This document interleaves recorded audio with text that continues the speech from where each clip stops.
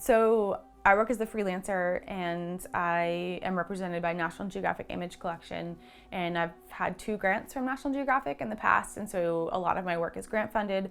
I also work on assignments with conservation organizations, for example with the Nature Conservancy, and I give talks kind of all over the world about conservation photography and underwater photojournalism. But it is really a balance because a lot of times grant funded work doesn't pay very well, but assignments tend to pay pretty well and talks tend to pay pretty well. So it's sort of a delicate balance of making sure you're shooting enough and also getting paid for that. And also, doing either commercial work or, advertising type stuff that pays a little bit better, but maybe aren't necessarily the projects like where your heart really lies.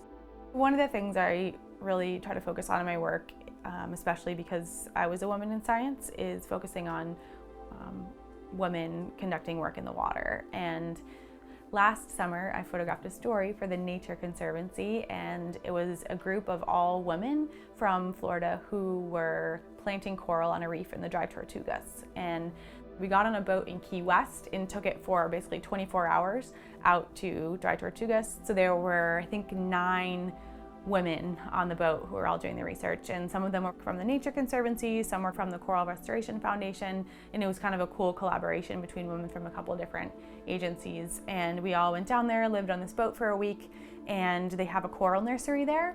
And basically what that is coral trees, which are PVC tree trunks that look like kind of, undecorated Christmas trees, and they take pieces of this coral, sort of like an ornament, and hang it up on the branches of the tree and let it grow there for about a year. They clip it off and take it out and outplant it on reefs. And each person kind of creates this little garden, and they do it in specific spots so that when the coral spawns, it kind of bridges the gap between different coral colonies so that it can continue to spawn on its own. When I actually go to shoot those, a lot of the times the way you'll make money on that is if you publish the images afterwards. In some grants you can write in a small stipend or salary for yourself, but by the time you actually calculate the number of hours you work on those projects, you better love them, because the money that you make out on the other end isn't always you're not going to get rich doing this.